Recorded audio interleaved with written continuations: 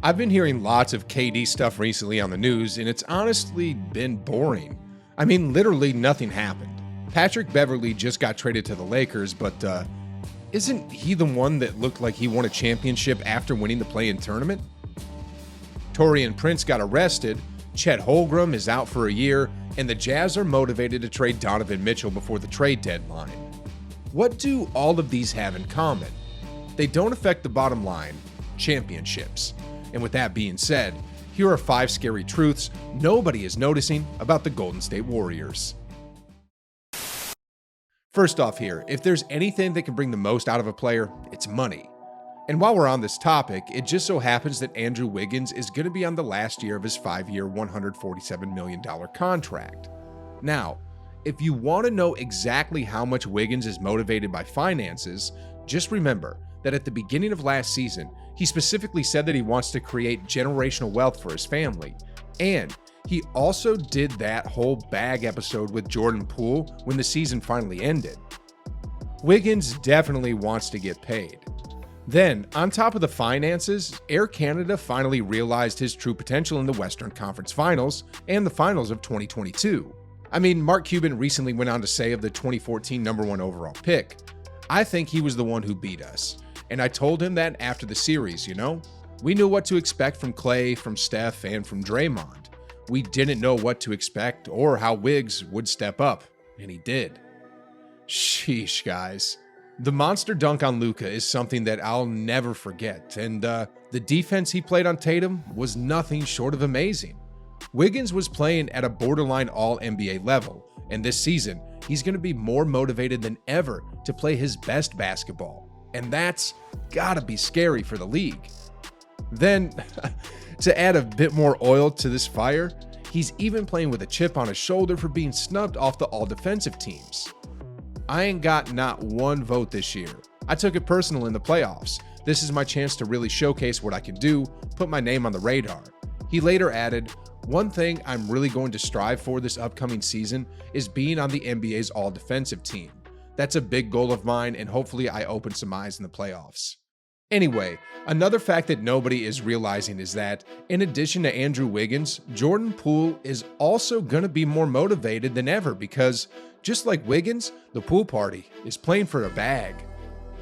He has a $5.8 million qualifying offer for the 2024 season, which he'll probably turn down because, come on, that's peanuts compared to what he can make. I mean, if Jalen Brunson could get a 4-year, $104 million contract, Poole could easily get $15 to $20 million a year. And if he takes his game to the next level, a max contract could very well be waiting for the young guard out of Michigan. And it's not a stretch to say that JP3 will become an all-star this year either. Since the Poole party first played in the league during the 2020 season to where he's at now, his transformation has literally been a night and day difference. I mean, points, rebounds, assists, blocks, steals, field goal percentage, 3-point shooting percentage, free throw shooting percentage. He's improved in literally every statistical category, and in a year where he's playing for the biggest bag of his life, it's safe to say that he'll be more dialed in than ever. Like, if you thought he was good last season, he's gonna surprise you. I'm expecting JP3 to put up around 20 points a night coming off the bench on shooting splits of close to 50, 40, and 90, and more importantly, putting on some Curry-like highlights. What's scary about this is the fact that in 2022, he was already looking like a 2015 version of Steph Curry. And with the whole offseason to improve his game and the blueprint in front of him, Jordan Poole literally has the chance to become the 2015 MVP version of Steph. I mean, Draymond even said of Poole last season, "Imagine what a defense has to do to prepare for Steph Curry, and now has to do that twice with Jordan Poole. All life hacks that I used to get Steph Curry open, I realized I can use the same to get Jordan open, largely due to his skill set." And speaking of Draymond Green, he's also going to be motivated to play his best basketball ever. The face of the new media recently stirred a big controversy in Dub Nation when he went on air to say that he wants a max contract extension.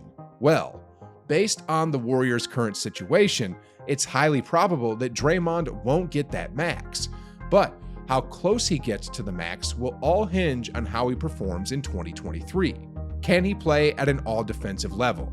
Can he improve his three-point shot? Can he still impact winning at a championship level? Draymond's a smart guy, so in addition to another championship quest with the Warriors, he knows that perhaps his last big payday in the NBA will depend solely on how he performs this upcoming season. I expect Draymond to improve his outside shooting a ton, perhaps to where it was in 2016 where he nearly averaged 40%, and to become a candidate for the Defensive Player of the Year award. Sheesh, guys.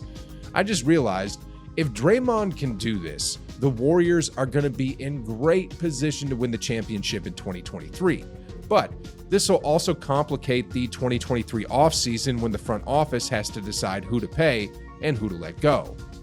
Anyway, one thing I haven't heard anyone talking about for 2023 is the fact that the Warriors' big three will finally be healthy. I mean, last season, Klay was still rehabbing his injuries for the first half of the season. Then, even when he came back, he still wasn't at 100% as he had to work to get his legs back under him. He recently just put on Instagram that he finally has an off season where he can train again, and if Klay could put up about 20 points on nearly 40% three-point shooting percentages and 90% at the stripe without an off season, without a training camp, and coming off 2 devastating leg injuries, it's going to be really scary to think what he'll be capable of when he's at full strength. Draymond, on the other hand, had that back injury mid-season, which kept him out for a while, and even when he came back, he was clearly playing a bit slower than his pre-injury self. I mean, look, before he hurt his back, Draymond was averaging 8.1 points, 7.8 rebounds, and 7.6 assists per game on 53.7% shooting from the floor. After he returned, he averaged 6.5 points, 6.6 rebounds, and 5.8 assists on 48.2% shooting from the floor. Like I said earlier as well, Draymond will be playing for a bag this season, and I'm sure that he'll be looking to get his body into peak physical condition to cash out. And with LeBron being one of his best buddies, Draymond will have all the necessary resources to make sure that his body is taken care of. Anyway, if you remember, Steph Curry was also injured late into the season, and that even carried into the postseason as he was on minute restrictions and had to come off the bench in the first round. If the Warriors could win a championship with all these injuries happening, then just imagine what they'll be capable of if they can stay healthy for an entire season. And one thing that would definitely help the Warriors stay healthy is if they let the young guns take a bit more minutes per game. Kuminga, Wiseman, Moody, and Jordan Poole. These are 4 young, talented, hungry hoopers who are looking to stamp their names into the NBA. Other than Jordan Poole, the rest of them had little to no time at all in the playoffs, but now that they got a glimpse of what it takes to win at the highest level, chances are they'll be working hard with the Warriors development team to get them ready to help the Warriors win back-to-back championships. On most other teams, these young players would be starters, but for the Warriors, they'll be coming off the bench, which makes the 2023 squad so lethal.